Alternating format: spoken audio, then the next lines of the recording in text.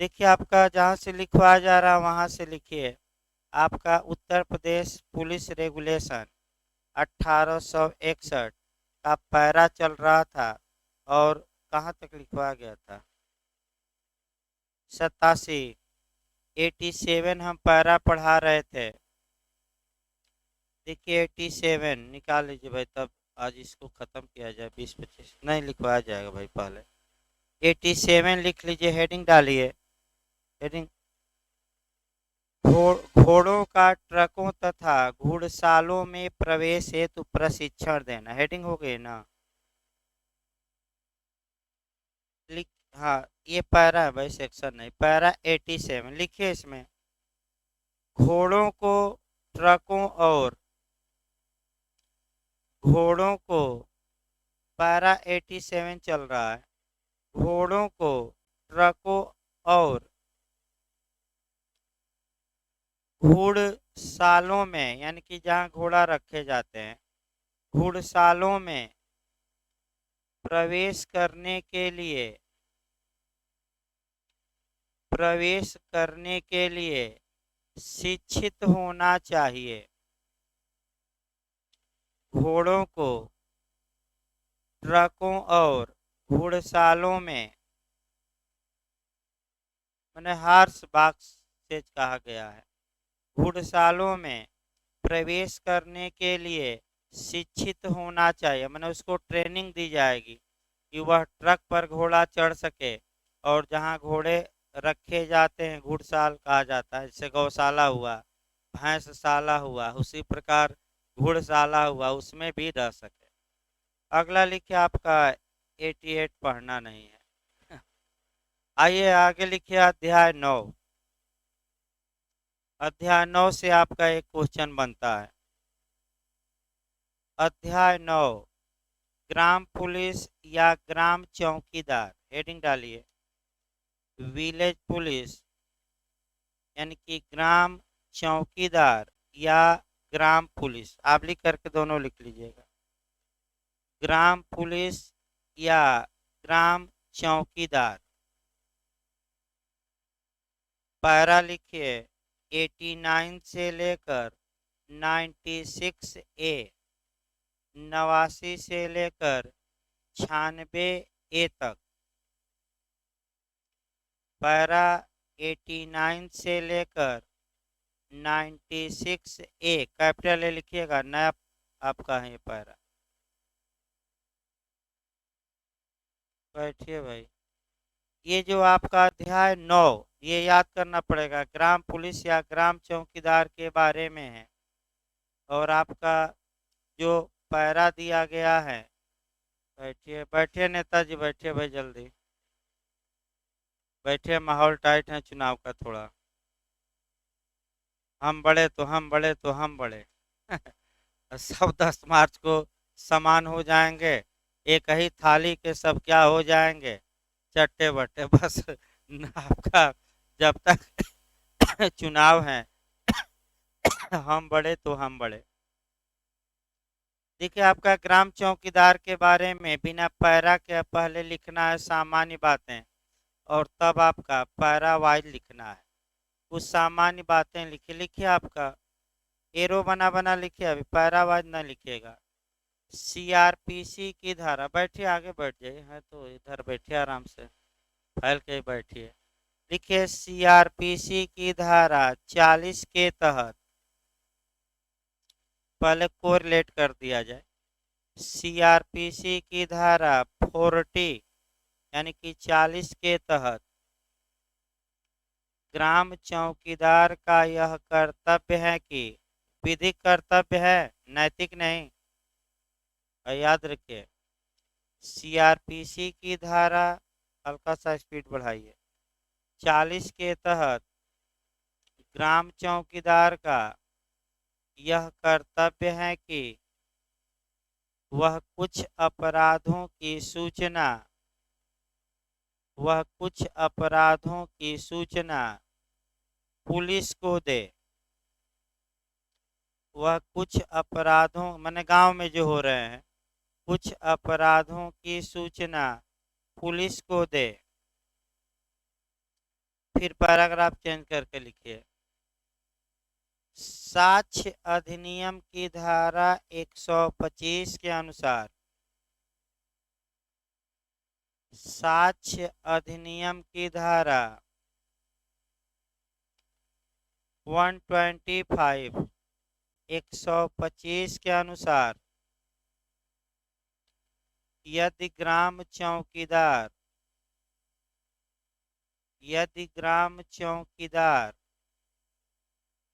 किसी अपराध की सूचना यदि ग्राम चौकीदार किसी अपराध की सूचना पुलिस को देता है तब उसका नाम उजागर नहीं किया जाएगा, तब उसका नाम उजागर नहीं किया जाएगा, यानी कि गुप्त रखा जाएगा। यानी कि जासूसों का नाम गुप्त रखिए, मुखबिरों के नाम गुप्त रखिए, गुप्त रखा जा सकता है। और सेक्शन एविडेंस का याद रखिए कौन सा है, 125। इंटरव्यू में पूछा गया है कि मुखबिरों को प्रोटेक्शन एविडेंस की धारा किसमें दिया गया है, तो साक्ष्य अधिनियम की कौन सी धारा, 125। याद है, वकील साहब को 126 में है, पढ़ाया जाएगा तो आगे। और क्लर्क जो मुंशी होते हैं 127 में, लेकिन 125 में जो जासूस होते हैं, सूचना देते हैं, तो न्यायालय में ये नहीं बताया जा सकता कि कौन जासूस सूचना दिया था। अगला लिखिए, पैराग्राफ चेंज करके लिखिए। पुलिस अधिनियम 1861 की धारा, पुलिस अधिनियम 1861 1861, पुलिस एक्ट 1861 के सेक्शन यानी कि धारा 21 के अनुसार 21 के अनुसार ग्राम चौकीदारों की नियुक्ति, ग्राम चौकीदारों की नियुक्ति, स्थानांतरण, कामा देते रहेगा, ट्रांसफर, स्थानांतरण, नियंत्रण, कामा देते रहेगा, इसी में से पूछा गया है, नियंत्रण, दंड देना, इनाम देना तथा पदच्युत करना, यानी कि बर्खास्त कर देना तथा पदच्युत करना जिला मजिस्ट्रेट का अधिकार है, डीएम, जिला मजिस्ट्रेट का अधिकार है। ये कई बार क्वेश्चन आया है आपका एपीओ में, डीएम का अधिकार है, माने ये किससे गवर्न होता है, सीधे डिस्ट्रिक्ट मजिस्ट्रेट या डीएम से। फिर पैराग्राफ चेंज करके अगला लिखे।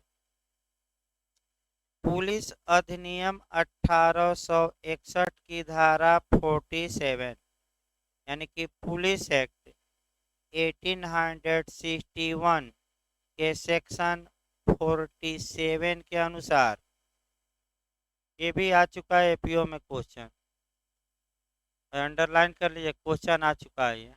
47 के अनुसार ग्राम चौकीदार पर जो प्राधिकार, ग्राम चौकीदार पर जो प्राधिकार जिला मजिस्ट्रेट रखते हैं, ग्राम चौकीदार पर जो प्राधिकार जिला मजिस्ट्रेट रखते हैं, राज्य सरकार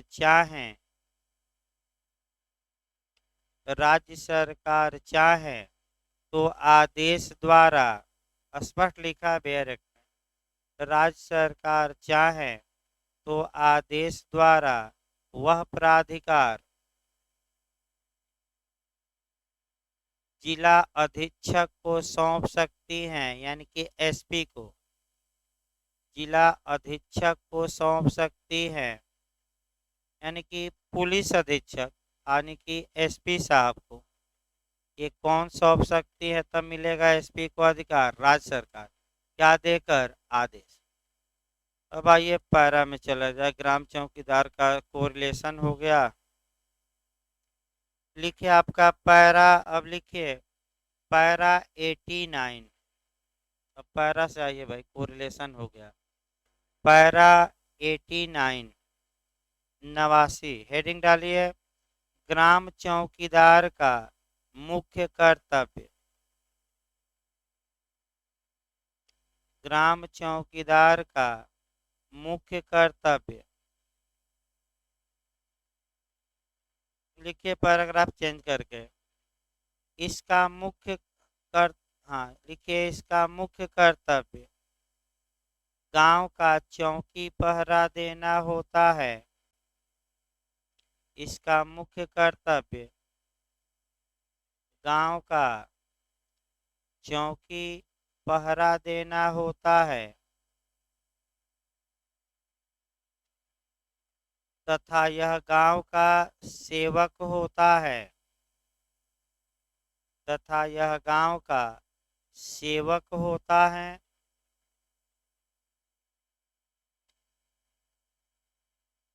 एवं अपने कार्य के लिए, ये क्वेश्चन आ चुका, अंडरलाइन करिएगा जो अब लाइन लिखवाई जा रही है।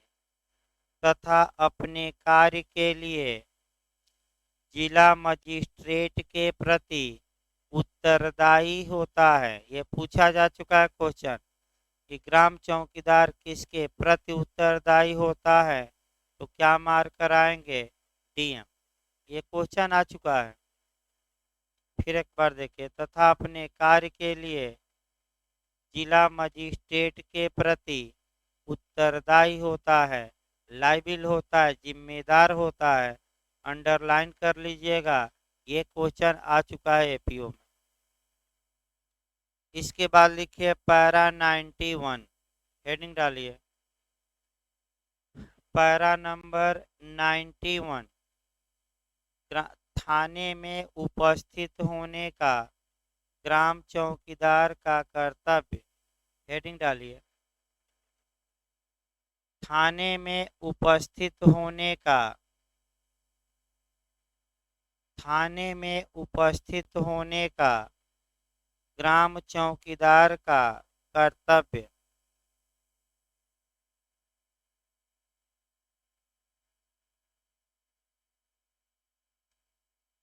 लिखिए सामान्यतः प्रत्येक महीने में ग्राम चौकीदार, सामान्यतः प्रत्येक महीने में ग्राम चौकीदार 2 बार, अंडरलाइन कर लीजिएगा, कितनी बार? 2 बार। 2 बार थाने में, थाने में जन्म तथा मृत्यु की रिपोर्ट के प्रयोजन के लिए, जन्म तथा गांव में कितने लोग पैदा हुए, कितने लोग मरे, जन्म तथा मृत्यु की रिपोर्ट के प्रयोजन के लिए उपस्थित होगा, यानी कि हाजिर होगा, उपस्थित होगा।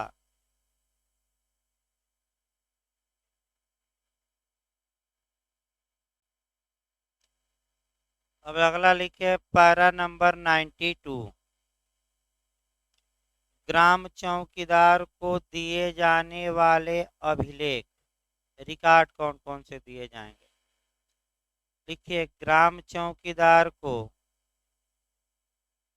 पैरा 92 पैरा नंबर 92 ग्राम चौकीदार को दिए जाने वाले अभिलेख यानी कि रिकॉर्ड।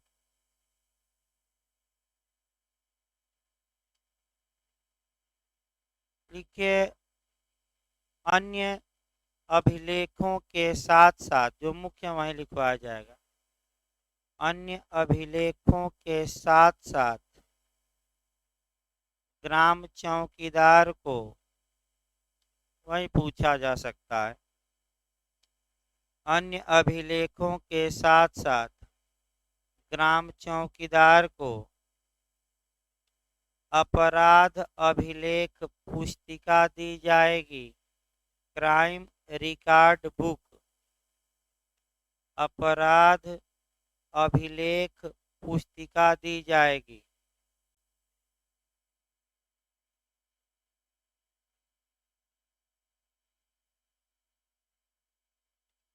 लिखिए, इसमें अपराध की घटनाएं, ये अंडरलाइन कर लीजिएगा। इसमें अपराध की घटनाएं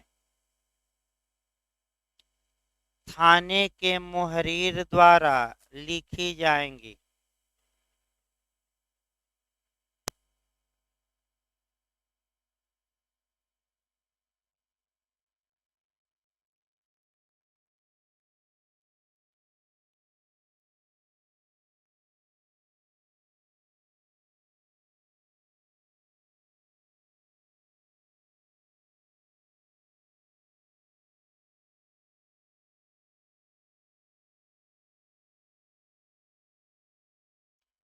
लिखिए, इसमें अपराध की घटना, ये पूछा जा सकता है, अंडरलाइन करिए, कौन दर्ज करता है। इसमें अपराध की घटनाएं थाने के मुहर्रीर द्वारा लिखी जाती हैं। थाने के मुहर्रीर द्वारा, यानी कि जो प्रधान लेखक होता है आपका, उसको हेड मुहर्रीर भी कहते हैं, मुहर्रीर द्वारा लिखी जाती हैं। इसमें उस गांव के दुष्चरित्र लोगों का, दुष्चरित्र हिस्ट्री सीटर कहा जाता है। हिस्ट्री सीट जिनकी बनी है, ना है तो लिख लीजिए, हिस्ट्री सीट दुष्चरित्र लोगों का, माने हिस्ट्री सीट आगे बताई जाएगी। हिस्ट्री सीट के बारे में पढ़ना है। दुष्चरित्र, अच्छे चरित्र वाले नहीं, दुष्चरित्र लोगों का नाम भी दर्ज रहेगा, यानी कि कौन कौन से आपके गांव में अपराधी है या दुष्चरित्र व्यक्ति है, उनका भी नाम क्या रहेगा उस रजिस्टर में। तभी तो ग्राम चौकीदार जा जा के देखेगा कि कहीं माने बाहर तो नहीं गए हैं कहीं अपराध करने। अगला लिखिए भाई, आपका लिखिए पैरा 94 लिखिए, पैरा 94 हेडिंग डालिए, शिविरों की चौकसी एवं पहरेदारी हेतु। शिविरों की चौकसी एवं पहरेदारी हेतु चौकीदार की आपूर्ति के नियम। शिविरों की चौकसी एवं पहरेदारी हेतु चौकीदार की आपूर्ति के नियम।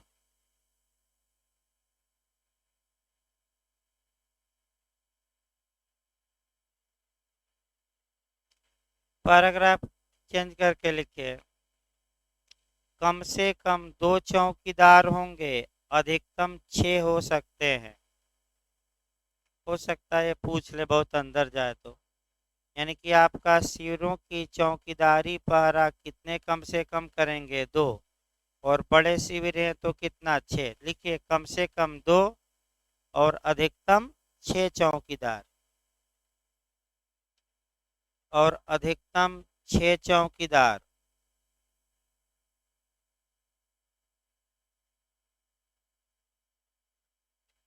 इसी लाइन में लिखिए, कोई चौकीदार, इसी लाइन में लिखिएगा, कोई चौकीदार किसी सप्ताह में 2 दिन से अधिक, किसी सप्ताह में 2 दिन से अधिक, अथवा एक समय में, अथवा एक समय में एक रात्रि से अधिक समय तक, अथवा एक समय में एक रात्रि से अधिक समय तक सेवा नहीं करेगा। फिर एक बार देखिए, अथवा एक समय में एक रात्रि से अधिक समय तक सेवा नहीं करेगा। इसका मतलब ये हुआ कि अगर सप्ताह में उसकी ड्यूटी लगाई जाती है तो दिन में केवल 2 दिन, लेकिन रात में लगाई जाती है तो केवल कितना दिन? 1 दिन। इससे अधिक सेवा वो नहीं करेगा। अगला लिखिए भाई आपका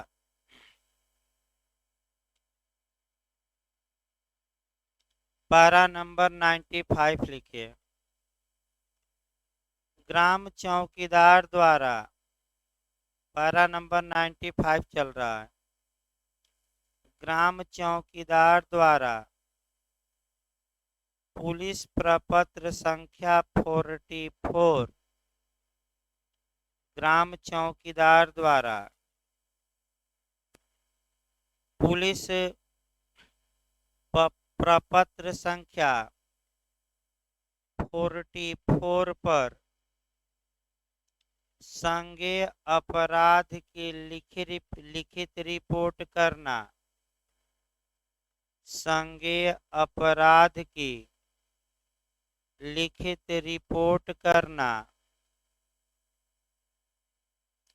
और चोरी गई संपत्ति की सूची बनाना, और चोरी गई संपत्ति की सूची बनाना, यानी कि कितना क्या क्या गया है, चोरी हुई है, तो उसकी लिस्ट बनाएंगे। कौन बनाएंगे?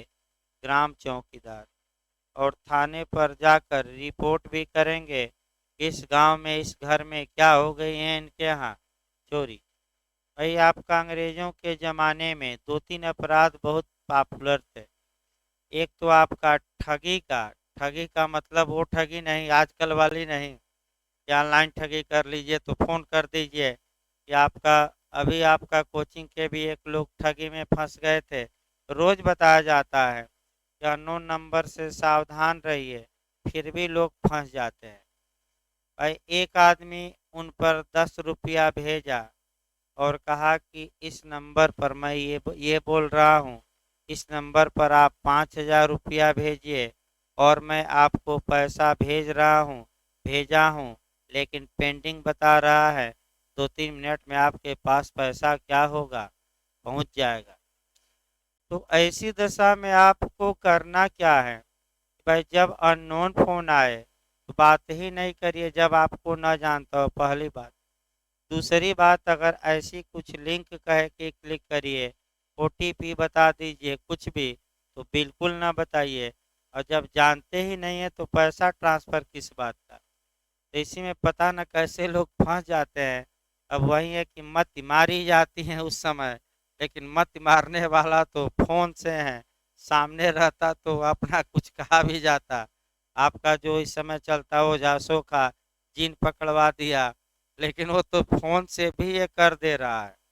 तो अभी एक लोग 5,000 आपका, फिर गए मुकदमा किए, उसमें कि 1-2 घंटे के अंदर मुकदमा करिए, अगर सूचना दीजिए तो कुछ चांस है कि पैसा वापस आ जाएगा। लेकिन फिर एक बार चला गया पैसा तो नाक रगड़ते रह जाएंगे, वापस नहीं आएगा, क्योंकि तुरंत वो ट्रांसफ़र करते हैं, फर्जी खाते रहते हैं, फर्जी आधार कार्ड, फर्जी खाते, और पुलिस भी सुस्त रहती है, आपका खोज नहीं पाएगी।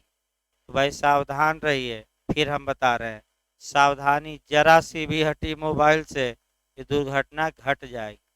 और बात कर, रोड पर बात करते समय आप सुनसान इलाका है तो न चलिए। कई घटनाएं आपका मोबाइल छिनैती की हो चुकी है, तो आपका न चलिए, सावधानी बरतिए, सबको सलाह दी जा रही है। अगला लिखे पैरा 96, ये इसमें केवल हेडिंग डाल के छोड़ दीजिए। पैरा 96 से फिर क्वेश्चन इधर बनता है। पैरा नंबर 96 से आपका क्वेश्चन बनता है।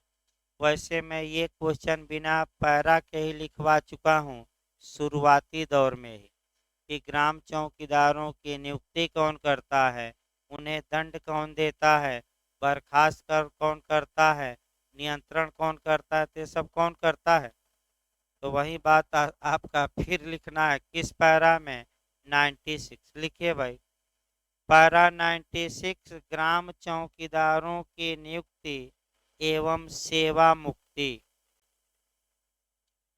ग्राम चौकीदारों की नियुक्ति, सेवा मुक्ति माने बर्खास्त करना, टर्मिनेट करना, पदच्युत करना, पद से हटा देना। एक लाइन लिख लीजिए, यह कार्य जिला मजिस्ट्रेट द्वारा किया जाता है। थोड़ा शॉर्टकट में लिखवाया जा रहा है, ये क्वेश्चन आ चुका है, अंडरलाइन करिए पैरा वाइज। यह कार्य जिला मजिस्ट्रेट द्वारा किया जाता है।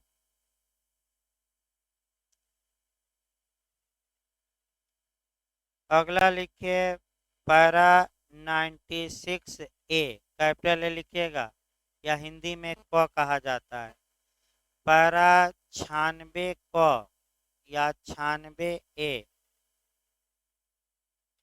पैरा 96A लिखिए, चौकीदारों के विरुद्ध सिविल या आपराधिक कार्यवाही।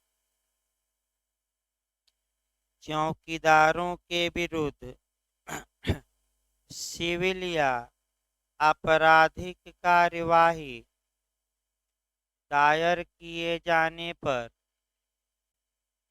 दायर किए जाने पर राज्य के व्यय से बचाव, राज्य के व्यय से बचाव। यानी कि अगर ग्राम चौकीदार पर कोई व्यक्ति सिविल वाद दायर करता है या आपराधिक मुकदमा दायर करता है तो सरकार के खर्चे पर ग्राम चौकीदार का मुकदमे में क्या किया जाएगा, बचाव। बस इतना हेडिंग पर्याप्त है, इतने से ही आ जाएगी। अब आगे लिखिए भाई आपका अध्याय 10। अध्याय 10 भी काफी महत्वपूर्ण है, इधर एक दो अध्याय काफी महत्वपूर्ण है आपका कंपटीशन के लिए। अध्याय 10 लिखिए, थाने में की गई रिपोर्टें। थाने में की गई रिपोर्टें पैरा 97 से लेकर 103 तक, पैरा 97 से लेकर, पैरा 97 से लेकर 103 तक, पैरा 90 बहुत बताया गया था इसको कोरिलेट करके लेक्चर में। एफआईआर कैसे लिखी जाएगी, एनसीआर कैसे लिखी जाएगी, बहुत डिटेल में हमने सीआरपीसी से जोड़कर भी बताया था। अब देखिए लेक्चर आपका व्यापक रहता है, लिखवाते समय भाई थोड़ा दायरा सीमित रहता है। अब ये नहीं कि हम पूरी सीआरपीसी ही लिखवा दें। तो लिखिए पैरा 97, हेडिंग डालिए पैरा 97, संज्ञेय अपराध की प्रथम सूचना रिपोर्ट अंकित करने के नियम, माने दर्ज करने के नियम। संज्ञेय अपराध की प्रथम सूचना रिपोर्ट यानी कि एफआईआर, शॉर्टकट में कहते हैं एफआईआर। संज्ञेय अपराध की प्रथम सूचना रिपोर्ट अंकित करने के नियम।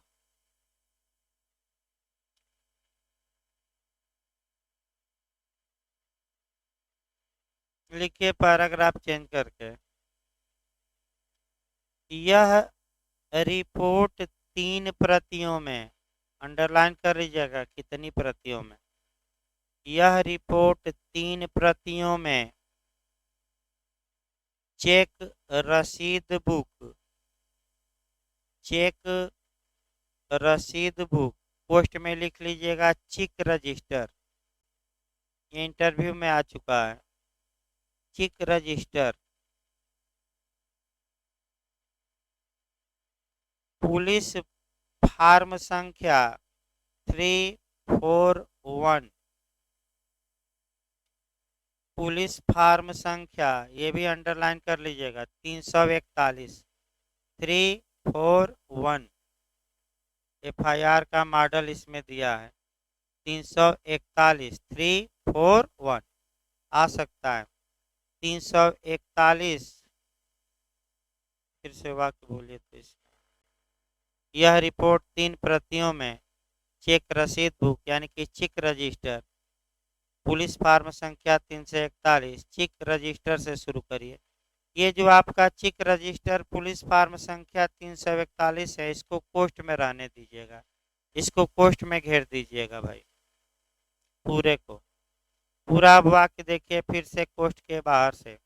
यह रिपोर्ट 3 प्रतियों में चेक रसीद बुक में दर्ज की जाती है। इसके आगे लिखिएगा में दर्ज की जाती है।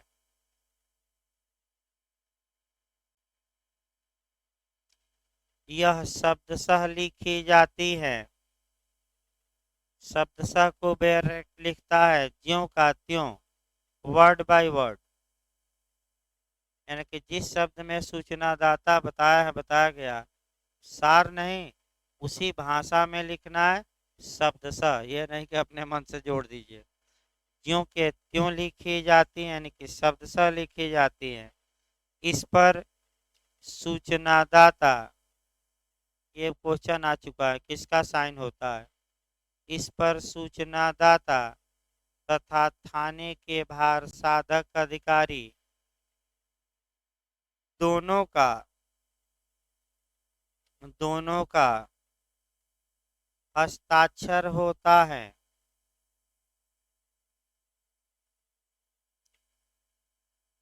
दोनों का हस्ताक्षर होता है।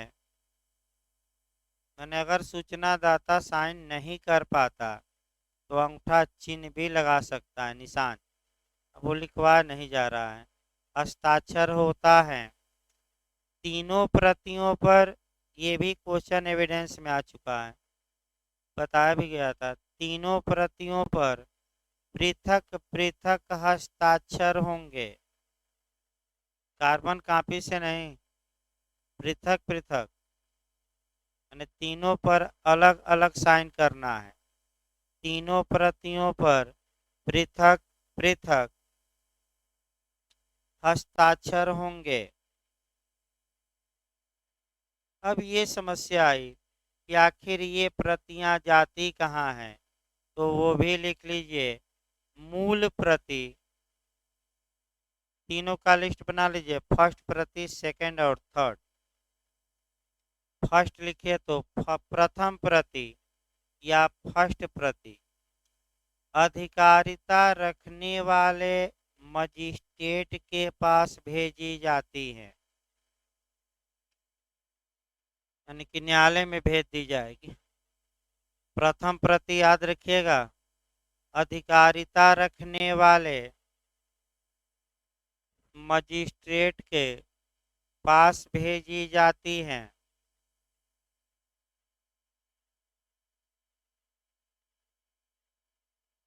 सेकंड प्रति लिखिए, ये झारखंड में भी मैं बताया था, बनाया था। सूचनादाता को, ये सेकंड प्रति लिखवाया जा रहा है, सूचनादाता को तत्काल एवं निःशुल्क दी जाती है। दी जाती है, जा सकेगी नहीं, दी जाएगी, दी जाती है लिख लीजिए, दी जाती है मैंने बाध्यकारी है देना, विवेक नहीं।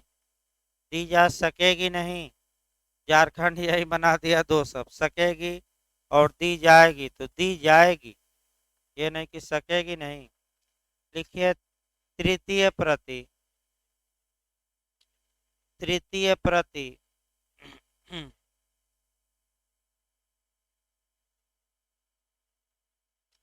थाने के अभिलेख का भाग होती है। थाने के अभिलेख का भाग होती है।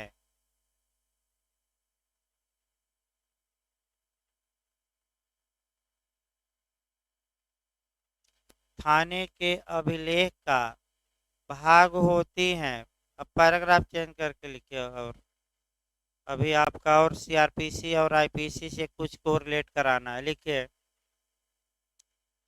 ललिता कुमारी बनाम उत्तर प्रदेश राज्य। केस लिखिए, केस। ललिता कुमारी बनाम उत्तर प्रदेश राज्य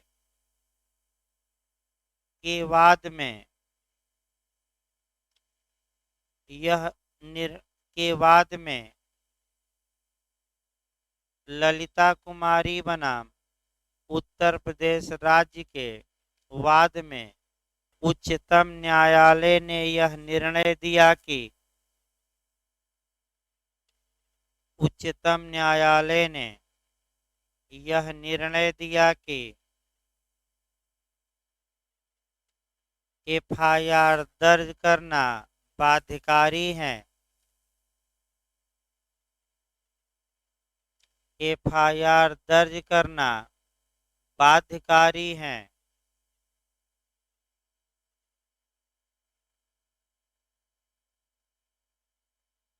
यदि पुलिस थाने का भार साधक अधिकारी यदि पुलिस थाने का भार साधक अधिकारी एफआईआर दर्ज करने से इनकार करता है, एफआईआर दर्ज करने से इनकार करता है,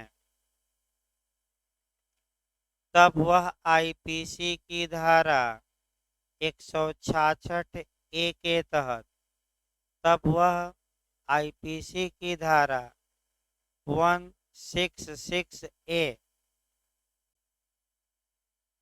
के तहत दंड का भागी होगा। याद किए रहेगा, एफआईआर न दर्ज करना 166 ए के तहत दंड का क्या होगा? भागी।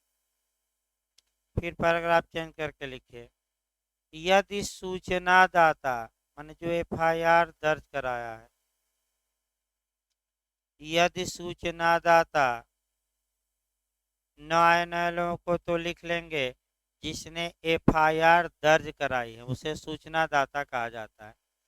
यदि सूचनादाता एफआईआर पर हस्ताक्षर नहीं करता या अंगूठा चिन्ह नहीं लगाता, यदि सूचनादाता एफआईआर पर हस्ताक्षर नहीं करता या अंगूठा चिन्ह नहीं लगाता, तब वह आईपीसी की धारा 180 के तहत 180 के तहत दंड का भागी होगा।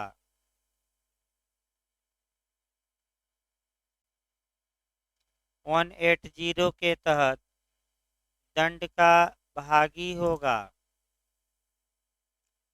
फिर पैराग्राफ चेंज करके लिखिए, एक लाइन और कोरिलेट करना है। फाल्स एफआईआर यानी कि झूठी एफआईआर, फाल्स एफआईआर कहा जाता है। झूठी एफआईआर, इसको मिथ्या भी कहा जाता है। मिथ्या एफआईआर, मिथ्या भाई, मिथ्या एफआईआर दर्ज कराने वाला व्यक्ति आईपीसी की धारा 211 के तहत 211 के तहत दंड का भागी होगा। दंड का भागी होगा। एक और आपका फॉल्स इंफॉर्मेशन के बारे में पूछा जाता है।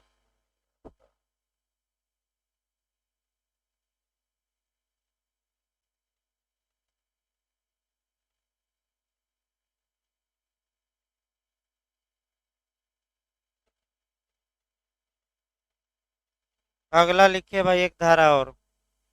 यदि यदि अपराध किए जाने के बारे में यदि अपराध किए जाने के बारे में गलत सूचना दी जाती है, फॉल्स इंफॉर्मेशन, अगर गलत सूचना दी जाती है तब सूचनादाता आईपीसी की धारा 177 तब सूचनादाता आईपीसी की धारा 177 के तहत दंड का भागी होगा। अंतर पूछा जाता है इंटरव्यू में 177 और आपका इसमें 211 में अंतर क्या है। तो यहाँ आप झूठी सूचना दिए हैं लोक सेवक को और वहाँ एफआईआर दर्ज करा दिए हैं।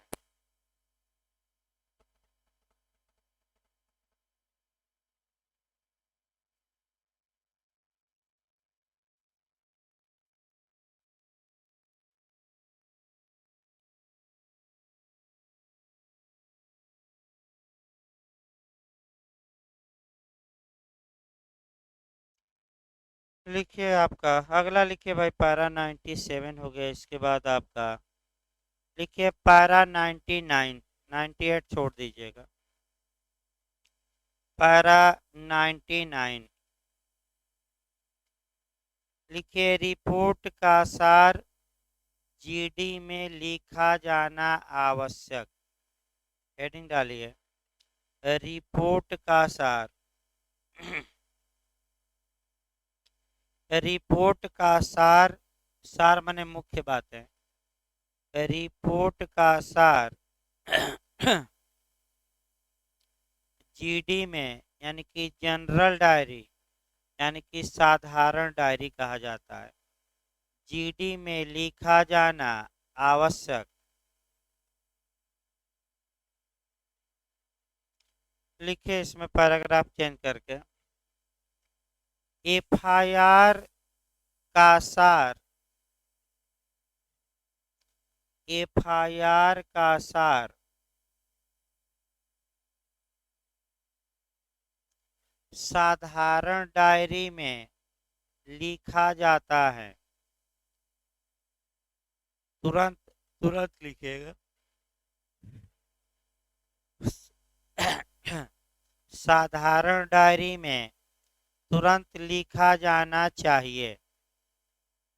फिर एक बार देखिए एफआईआर का सार साधारण डायरी, इसको शॉर्टकट में जीडी, इंग्लिश में जनरल डायरी, आपका सामान्य भाषा में स्टेशन डायरी कहते हैं, स्टेशन डायरी, उर्दू में रोजनामचा आम कहते हैं, खास नहीं रोजनामचा आम में लिखा जाता है किसने सूचना दी, कब सूचना दिया, किन धाराओं के तहत एफआईआर दर्ज हुआ। ये बातें शॉर्टकट में कहाँ दर्ज की जाएगी, जीडी में। अब जीडी होती क्या है, इसके लिखने के नियम क्या है, क्या क्या लिखा जाता है, इसका एविडेंशियल वैल्यू आगे आने वाले पैराओं में आपको पढ़ना है, ये नहीं कि समाप्त हो गया। अगला लिखिए पैरा 100, हेडिंग डालिए थानाध्यक्ष द्वारा, थानाध्यक्ष द्वारा थाने के बाहर मौखिक रिपोर्ट प्राप्त होने पर कार्यवाही। पैरा 100 लिखिए थानाध्यक्ष द्वारा थाने के बाहर मौखिक रिपोर्ट प्राप्त होने पर कार्यवाही। पोस्ट में लिख लीजिए इसे कहा जाता है, उपनाम पूछा जाता है इंटरव्यू में, फौती सूचना। फौती उर्दू नाम है फौती भाई, देखिए आपका फौती सूचना। बताया भी गया था कि जब दरोगा जी आपका इलाके में गश्त कर रहे हैं उसी समय कोई व्यक्ति आकर मौखिक रूप से किसी संज्ञेय अपराध के बारे में उनको सूचना देता है तो इसे हम क्या कहेंगे? भौतिक सूचना। अब दरोगा जी कहेंगे कि आप अपनी बात लिख कर दीजिए। जब लिख कर वह दे देता है तो दरोगा जी थाने पर जाएंगे और उसे एफआईआर के रूप में क्या करेंगे? दर्ज। तो क्या भौतिक सूचना दे देना एफआईआर हो गया? नहीं भाई, मौखिक केवल बता दिया इलाके में दरोगा जी गए हैं तो वह एफआईआर नहीं, क्योंकि और भी कंडीशन है कि उसे कहा जाए कि लिख कर दे और लिख कर जो दिया गया है वह दरोगा जी थाने पर आए, एफआईआर के रूप में दर्ज किए, तब वह एफआईआर मानी जाए। ऐसे नहीं कि बता दिए रास्ते में तो एफआईआर हो गया। जैसे कि संविदा अधिनियम में भी आप पढ़ते हैं कि इच्छा का इजहार करना प्रपोजल नहीं माना जाता, यानी कि विक्स बनाम टाइवाल्ड का केस। भौतिक सूचना वो भी देखिए, विक्स बनाम टाइवाल्ड के केस में आपका एक दो व्यक्ति आपका टहल रहे थे। एक व्यक्ति ने अपनी इच्छा व्यक्त की कि जो पुरुष मेरी बिटिया से विवाह करेगा उसे मैं 100 पाउंड दूंगा। तो वह जो पुरुष साथ वाला था विवाह कर लिया उसकी बिटिया से और बाद में 100 पाउंड मांगने लगा। तो फिर भाई आपका वचन, मैंने जो वचन दिया था वो कहा कि मैं प्रपोजल थोड़े किया था, मैं तो चलते चलते रास्ते में अपनी इच्छा का क्या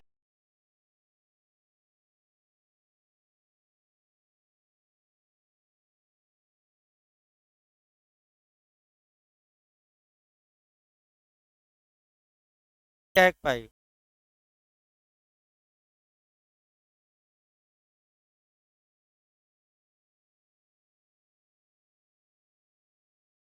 ठीक बता दिए थे, एफआईआर नहीं हो गई। अब दरोगा जी कहेंगे लिख कर दीजिए, और जाएंगे जब लिखेंगे तब उसे क्या माना जाएगा? एफआईआर। लिखिए इसको भाई। यदि थाने के भारसाधक अधिकारी को, भारसाधक मैंने प्रभारी, यदि थाने के भारसाधक अधिकारी को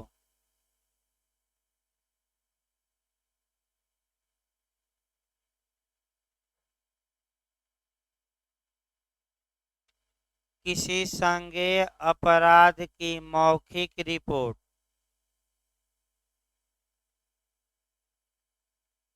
किसी संज्ञेय अपराध की मौखिक रिपोर्ट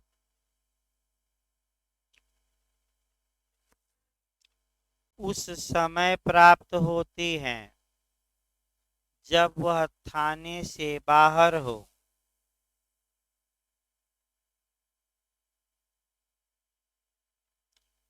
जब वह थाने से बाहर हो।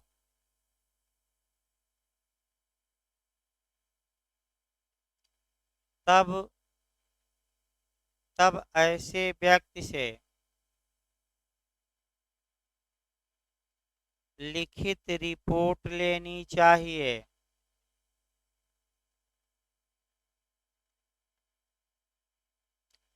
और थाने पर भेज देना चाहिए।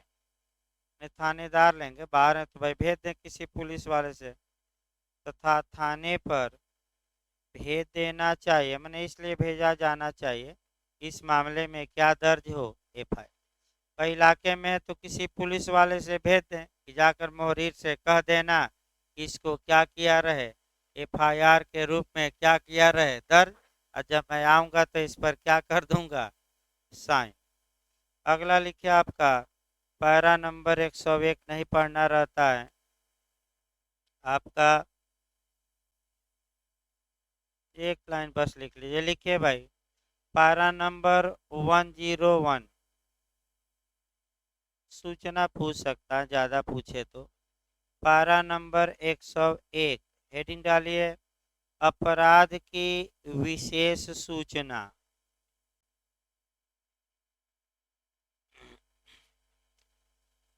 अपराध की विशेष सूचना, स्पेशल आपका इंफॉर्मेशन, जानकारी। लिखिए कुछ अपराधों की विशेष सूचना। कुछ अपराधों की विशेष सूचना तुरंत लाल लिफाफे में, तुरंत लाल लिफाफे में पुलिस अधीक्षक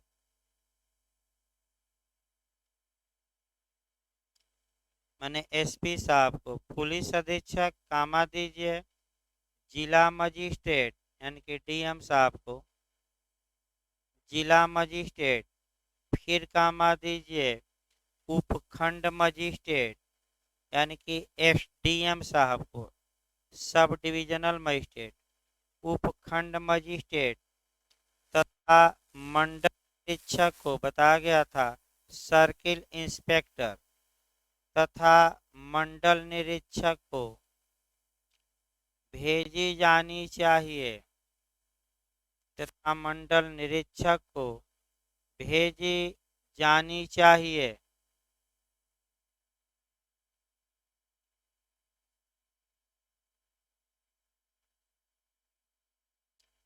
अगला लिखे पैरा 101 ए, हेडिंग डालिए पैरा 101 ए, कैपिटल ए लिखिएगा। लिखिए जिला, हेडिंग डालिए जिला मजिस्ट्रेट तथा पुलिस अधीक्षक को विशेष रिपोर्ट की प्रति भेजा जाना। डीएम वही जिला मजिस्ट्रेट, पूरा जिला मजिस्ट्रेट तथा पुलिस अधीक्षक को, शॉर्टकट में लिखा उसका विस्तृत लिखवाया जा रहा है, जिला मजिस्ट्रेट तथा पुलिस अधीक्षक को विशेष रिपोर्ट की प्रति भेजा जाना।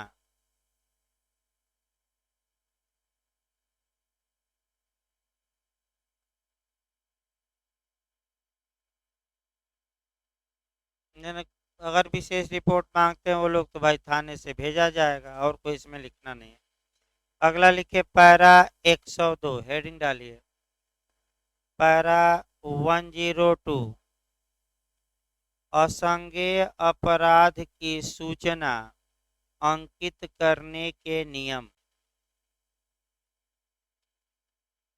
असंज्ञेय अपराध की सूचना अंकित करने के नियम।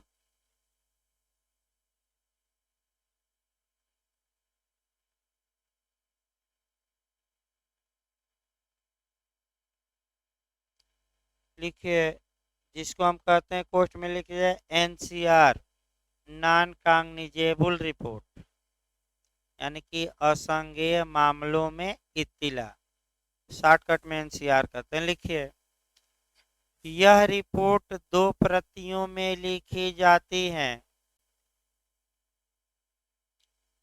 यह रिपोर्ट 2 प्रतियों में लिखी जाती हैं।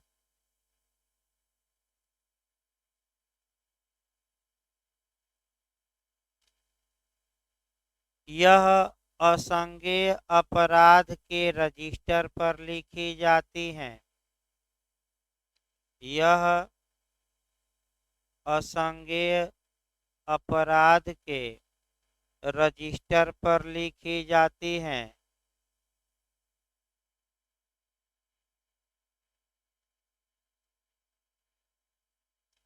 इसका पुलिस फार्म संख्या अंडरलाइन कर लीजिएगा।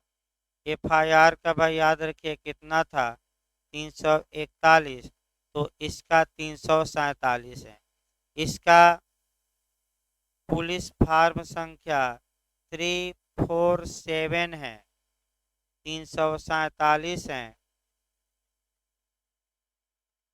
अगला लिखिए यह रिपोर्ट शब्दशः नहीं लिखी जाती बल्कि सार रूप में लिखी जाती है। यह रिपोर्ट, ये भी काफी महत्वपूर्ण है, यह रिपोर्ट शब्दशः नहीं लिखी जाती बल्कि सार रूप में, यानी कि मुख्य मुख्य बातें ही लिखी जाती हैं, सार रूप में लिखी जाती हैं।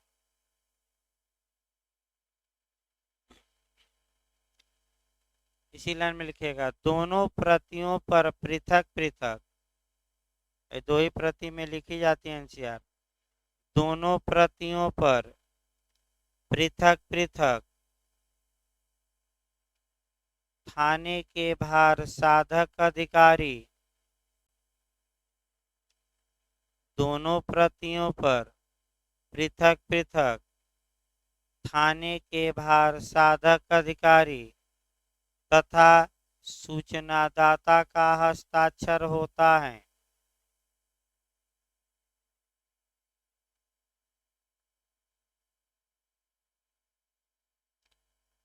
सूचनादाता, थाने का भार साधक अधिकारी तथा सूचनादाता का हस्ताक्षर होता है।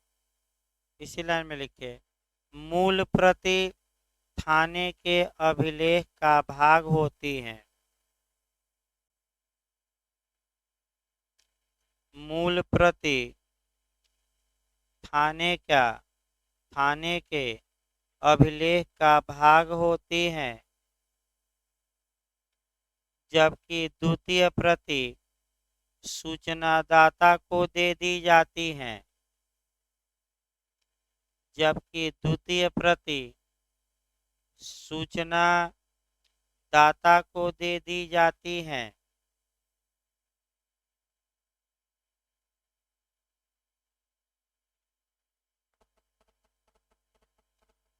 लिखिए, इसका सार जीडी में दर्ज किया जाता है, मैंने सार का भी सार लिखा जाएगा। इसका सार जीडी में दर्ज किया जाता है। अभी बताया गया स्टेशन डायरी या साधारण डायरी या रोजनामचा आम, याद रखे रहिए। इसका सार जीडी में दर्ज किया जाता है, तो शॉर्टकट में उसमें सब कुछ दर्ज होता है जीडी में। अगला लिखिए, अब हेडिंग डालिए, अध्याय 11 इन्वेस्टिगेशन या अन्वेषण। अध्याय 11 से भी एक दो क्वेश्चन बनने के चांस रहते हैं। अध्याय 11 अन्वेषण या इन्वेस्टिगेशन, या इसको कहते हैं विवेचना या तफ्तीश, विवेचना या तफ्तीश, अनुसंधान, अनुसंधान भी कहते हैं, अनुसंधान या खोज, अनुसंधान या खोज भी कहा जाता है। तफ्तीश लिख लीजिए, बस इतना। अनुसंधान आए, तफ्तीश आए, विवेचना आए, अन्वेषण आए। लीगल भाषा में जो दिया गया है अन्वेषण दिया गया है, इन्वेस्टिगेशन। लिखिए अध्याय 11 अन्वेषण, लिखिए पैरा 104 से लेकर आपका 128 तक, पैरा 104 से लेकर 128 तक। काफी आपका कह सकते हैं कि अच्छे अच्छे नियम इधर मिलेंगे, यानी कि इधर जो नियम मिलते हैं आपका काफी अच्छे नियम भी मिलते हैं, जो आपका कचहरी और इत्यादि में व्यवहार में भी काफी अप्लाई होते हैं। लिखिए, इसमें थोड़ा कोरलेट पहले सीआरपीसी करिए तब तो लिखवा जाए। अभी पता लिखिएगा ना, एरो बनाकर लिखिए। लिखिए भाई, अन्वेषण शब्द को सीआरपीसी की धारा 2H में परिभाषित किया गया है। अन्वेषण शब्द को सीआरपीसी की धारा 2H में परिभाषित किया गया है, जिसके अनुसार अन्वेषण पुलिस अधिकारी द्वारा अन्वेषण पुलिस अधिकारी द्वारा या मजिस्ट्रेट द्वारा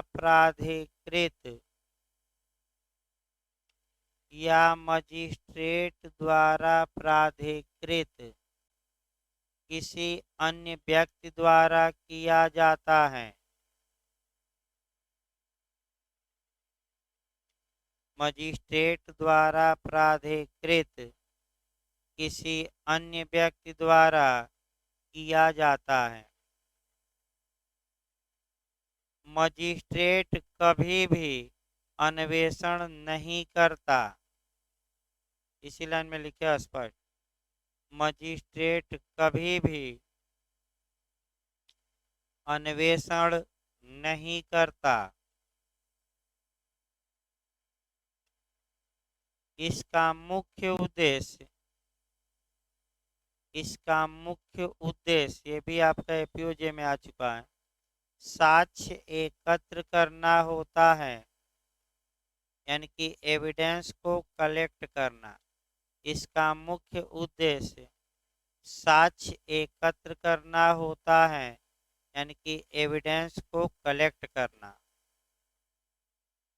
पैराग्राफ चेंज करके लिखिए, संज्ञेय अपराधों में पुलिस, ये भी आपका क्वेश्चन आ चुका है जो लिखवा जा रहा है। संज्ञेय अपराधों में पुलिस स्वयं भी अन्वेषण कर सकती है तथा मजिस्ट्रेट के आदेश पर भी। संज्ञेय अपराधों में पुलिस स्वयं भी अन्वेषण कर सकती है तथा मजिस्ट्रेट के आदेश पर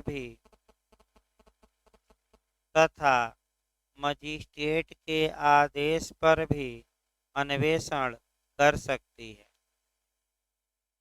जबकि इसी लाइन में लिखिए, जबकि असंज्ञेय अपराध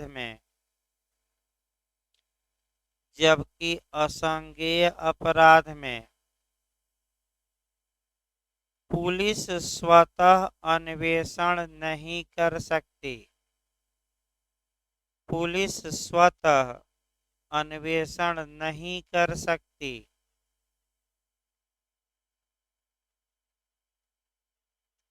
केवल मजिस्ट्रेट के आदेश से ही अन्वेषण कर सकती हैं। केवल मजिस्ट्रेट के आदेश से ही